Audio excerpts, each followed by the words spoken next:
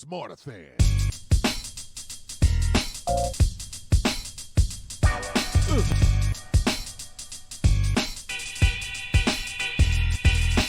Smarterfan.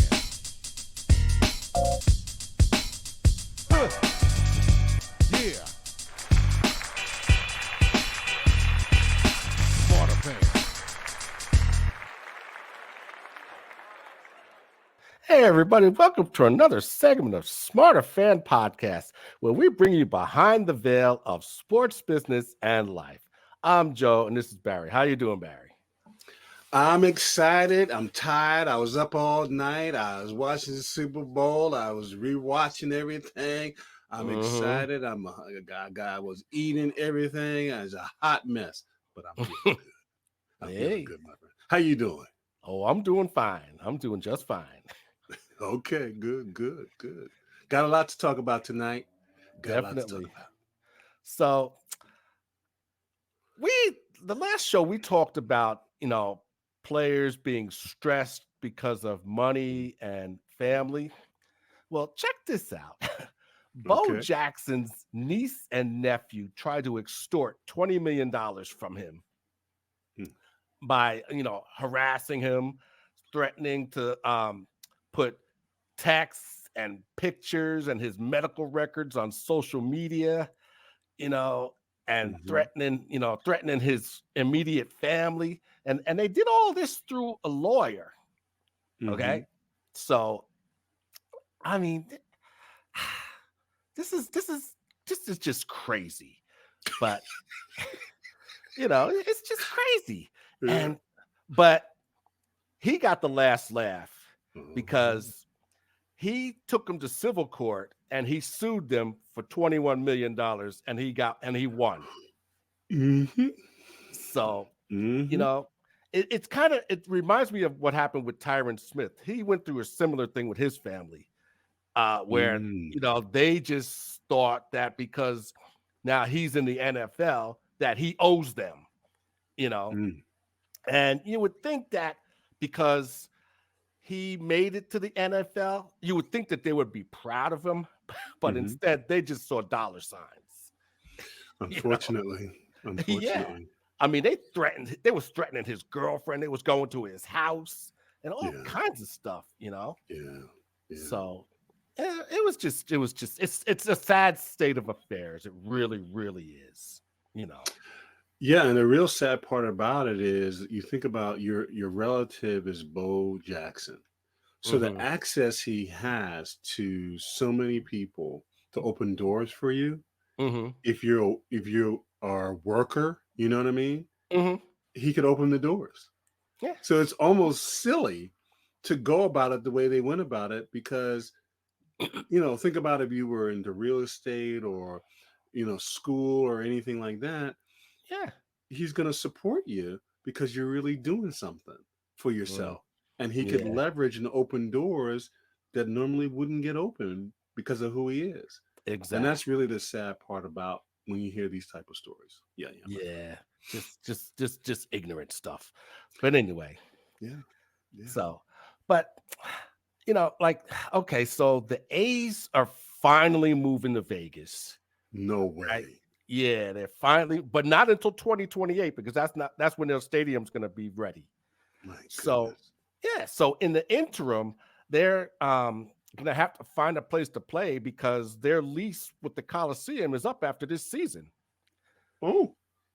Yeah.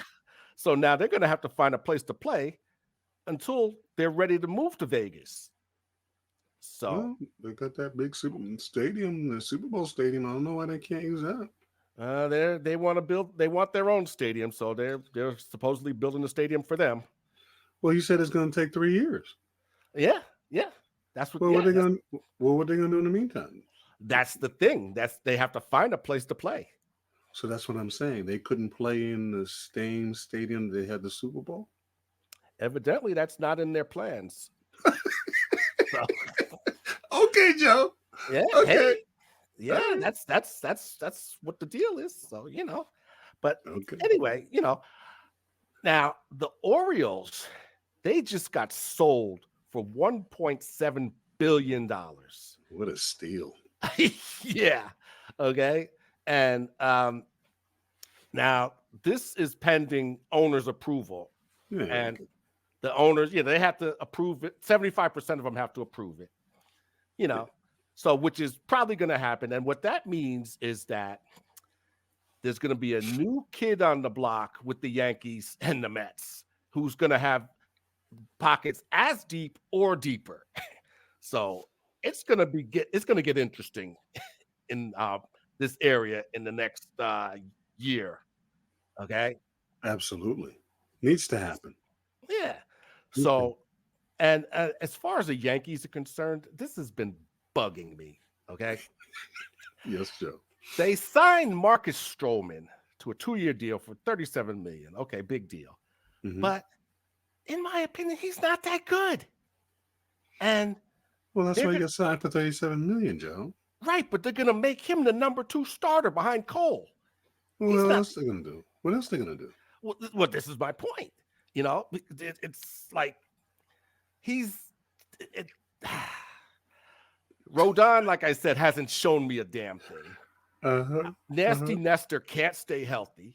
The only ones who have been consistent are Cole and Schmidt. And Schmidt's the number 5 starter. Uh-huh. So, and then they're looking at, Syndergaard, and they're talking about maybe signing Trevor Bauer. Uh-huh. I mean, now they're just dumpster diving as far as I'm concerned. And what else can they do, Joe? Well, they could have made deals. They were asleep at the wheel on the Corbin Burns deal. Uh-huh. The Orioles swooped in and got him. Mm-hmm. So, I don't know. There's not much out there now. Yeah. So can I share something with you, Joe? sure. And I just, I don't mean to laugh, but you really do make me laugh when you get so upset because you're like the ultimate fan. But you keep forgetting, Joe, that the money is so large now. And if you're in a market like New York, you actually make a lot of money selling hope. Yeah. Like, Yeah, because, that I know. think about it. I mean, how many people wear Yankee hats and Yankee merch and Yankee this, come to the stadium, don't even watch the game. They go there for lunch or dinner.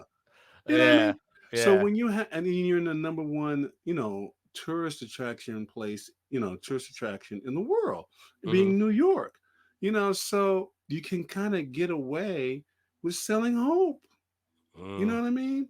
And that's good and bad because it's like when the Yankees win, it's like you're immortal, right? And until then, it's the hope train. You know what I mean? Because people want to experience. I mean, I still remember watching on TV at 12 years old in 1977, Reggie Jackson, Mr. October. The picture's in my head. And going out the next day buying that terrible Reggie Jackson candy bar, right? Because I loved Reggie Jackson. Still love Reggie Jackson. That happened in 1977. I know. You know what I'm saying? So that's the power, my friend. So, I get the frustration. I get it, and I understand it. And it is just, there's certain things when you're in certain markets you can get away with. And and who I love, because he was pure with it, there's just not another George Steinbrenner. Yes. He's just not. And the people that they have at the helm are doing whatever they're doing. And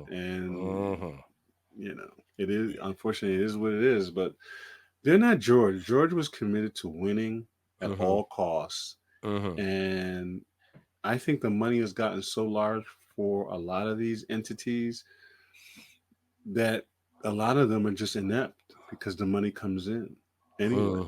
Yeah. Sad to say, right? You're a fan, you love them, you want to see a winner. I don't. The money is just so large that the incentive to really win is not there with a lot of these franchises. I really believe that. No, it's not. But anyway. Yes, sir. So the Super Bowl. The Super Bowl. Yes, sir. Listen, man, what a Super Bowl. What drama. 16-13, 19-19. Are we Mm-hmm. going into overtime? Is he going to miss the kick? Is he going to make the kick? Did he get the kick blocked? What happened? How did they penetrate? Oh, what a drama. Mm-hmm. Nothing happened in the first half. What's wrong with KC? Kelsey has caught maybe 2 passes in the first half. But 8-2 is Mr. Mahomes in the second half. Mm-hmm. Who will Yep. show up? And the kid is the kid. Yeah. And uh just hungry, Yeah. just hungry to be great. And I mean, you got to think about this. They lost Tyreek Hill and they Mm-hmm. win the Super Bowl. They're not playing great during the regular season. They squeak into the playoffs and they go on the road and beat up everybody on the road Yep. with what everybody said was not a great team. Yeah. That let me tell you something. That has put a lot of pressure on the rest of the league because they're like, I don't know what you do with them. What do you do Yeah. with that? What do you do with that? And on the other side, it is not like really the Niners. You kind of say, like somebody said to me, do they move away from Brock Purdy? And I'm saying, how? They had all the tools. They had Yeah. all the tools. Yeah. He did. They were winning the first half. They just were not able, and their schemes were working to contain Mahomes. But that Andy Reid and that Spagnola, they just chipped at it. They chipped Yeah. at it. Didn't did, and the fatigue kicked in, and the wearing down kicked in, and it became a clock. Became the thing you didn't want to have happen, right? Mm. Which is the ball in Mahomes' hands with not much time on the clock, and Right. Yeah. it literally played right to that crescendo, Mm-hmm. right when they didn't have enough juice, they didn't have enough energy, and they couldn't figure out what they were doing, and KC was figuring out what they were doing and were able Yeah. to counter. I mean, those 3 4 20-yard runs broke their back. It broke them. It broke Yeah. them. Yeah. It broke them because there's Yeah. just nothing more in the tank, and they both were spent. So, I mean, when you really look at the Super Bowl, probably would go down as one of the top 3 ever, in my Yes. opinion. Yeah. I thought it was very good. I mean, I plan to watch it 3 or more times. Mm. You know, just watching the defense, just watching the offense, just watching different aspects of the game because I'm just that kind of football head, Right. and Yeah. and because I mean, you really can't say. I mean, if you really looked at it on paper, you Mm-hmm. would think that the the 49ers would make score 45 points with all the weapons.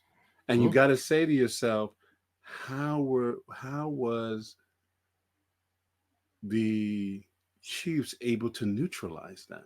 All those weapons. How, but Yeah. Spag called a heck of a game. Well, how many A heck how many catches did Kittle have? One. Which is crazy when you really think about it. I mean, we're talking about an all-pro dominant. So how did they do this? And Yeah. and then I had to say to somebody, Barry, do you think they can three-peat? I said, yeah. Where are they spending any money? They don't have a number one. They don't have a number two receiver. They got a tight end, and they got some supporting cast. They got an unstoppable tight end. Yeah, and he's getting the ball, and you still can't stop him. No. That's what's crazy. Yeah. Like it's not like they got that distractions. You know what I You mean? know, it's like And Jim Brown used to say, "Give me the ball." yeah, it was like crazy. It's like you really got to say like that's the Andy Reid mystique. He figures Mhm. out these real crazy ways. Because what do you go into next season saying? Well, yeah, we know we got to stop Kelsey, but they got a supporting cast, Mm-hmm. and you don't know who Andy or what wrinkle he'll come up with. Mm-hmm. Because I'm looking at the game and saying Pacheco is probably not even 200 pounds, Yeah, right. right? Yeah. And it showed last night because I was just kind of Andy. I don't know why you keep running it in there because he's not breaking a tackle. Mm-mm. Those 300-pound Mm-mm. linemen up front, and if you look at it, they always had him boxed in. They always had Yeah. him boxed in, and Yeah. you just sit there and you go, how did they do this?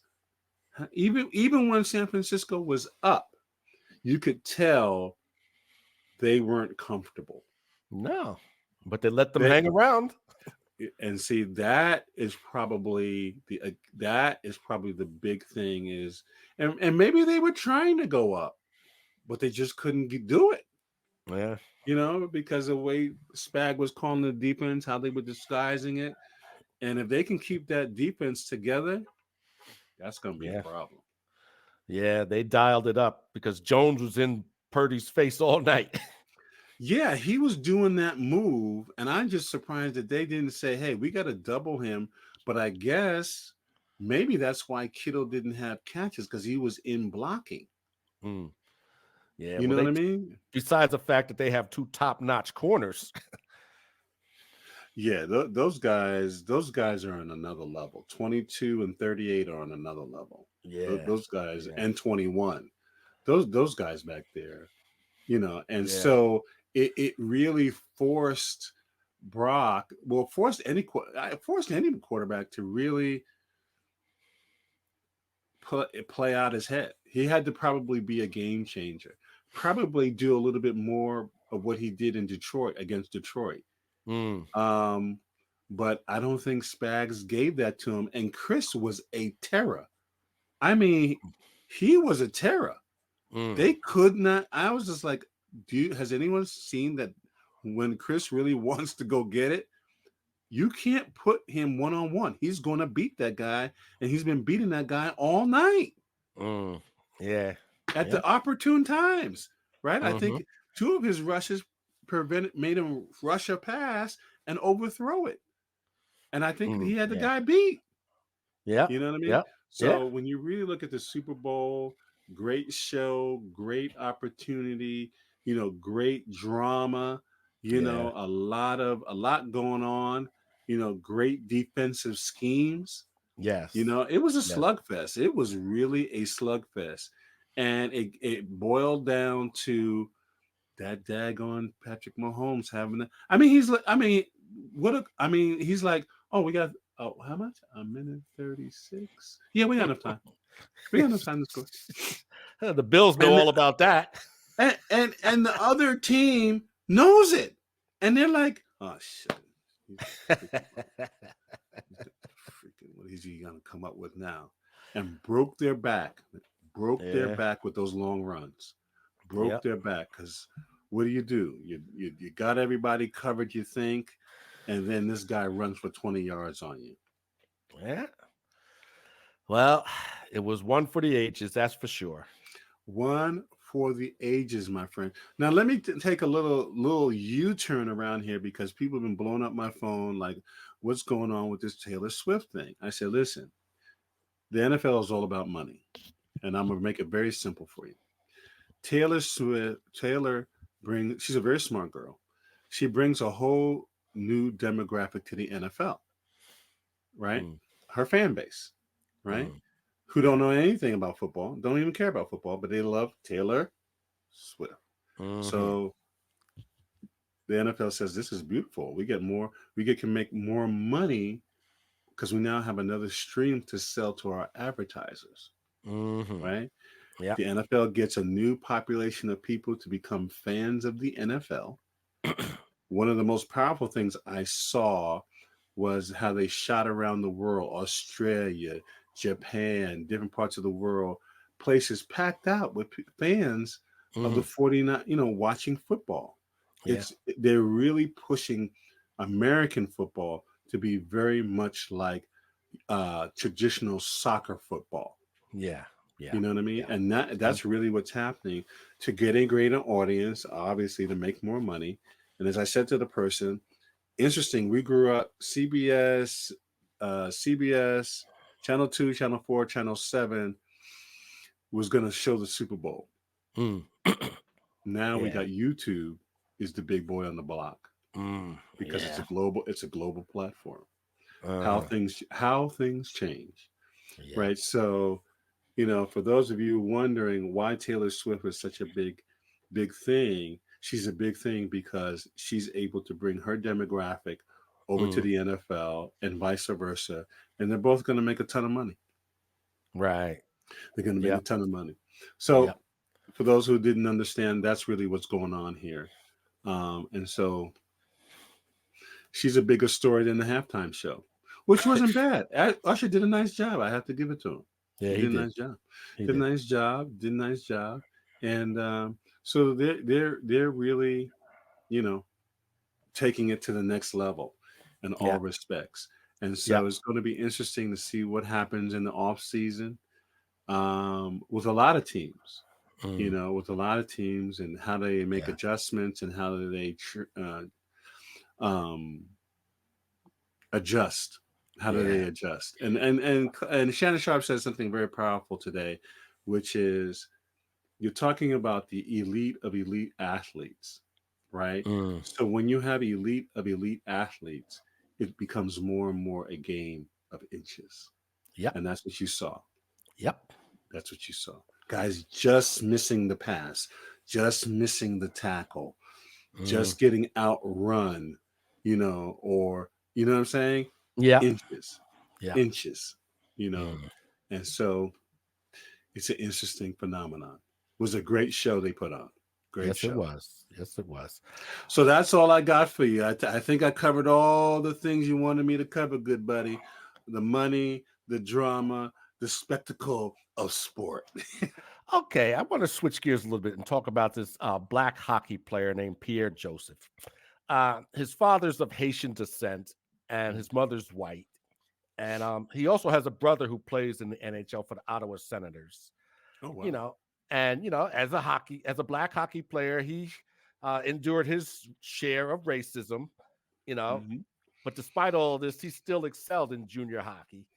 Hmm. And and he was initially drafted by the Phoenix Coyotes in 2017. Mm. And 2 years later, he was traded to the Pittsburgh Penguins. And his leadership qualities didn't go unnoticed because in 2020, he was consulted during the development of the Willie O'Ree Academy, which Hmm. opened in 2021 for Black youths ages 10 to 18. Mm. So, and he also, last Tuesday, he participated in the um, the Penguins' annual Black Hockey History Night. Oh, Okay. nice. Yeah, yeah. And before the game, they held a pep rally, and which was attended by the Black Girl Hockey Club, which is Oh, wow. yeah, it's a nonprofit that um, focuses on making hockey inclusive for Black women. Oh, So wow. yeah, yeah, definitely.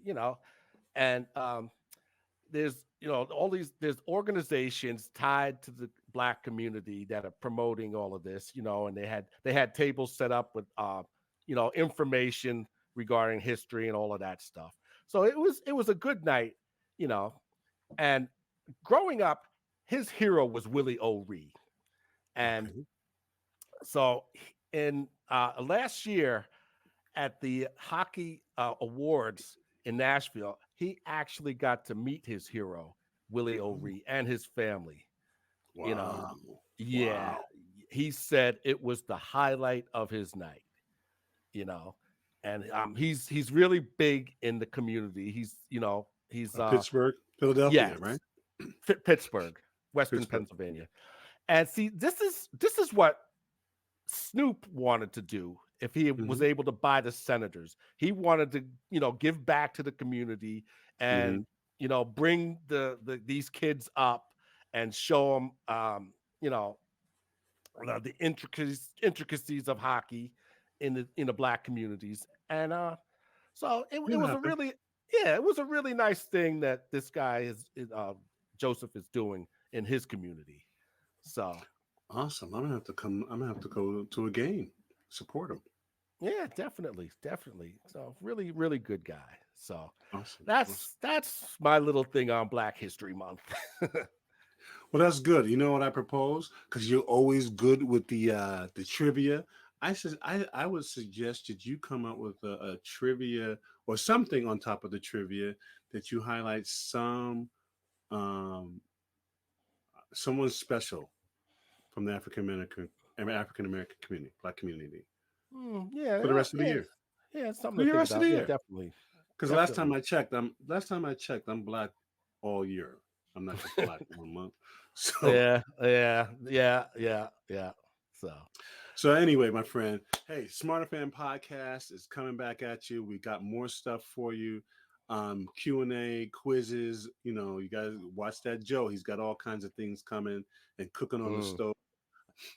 Matter of fact, Yep.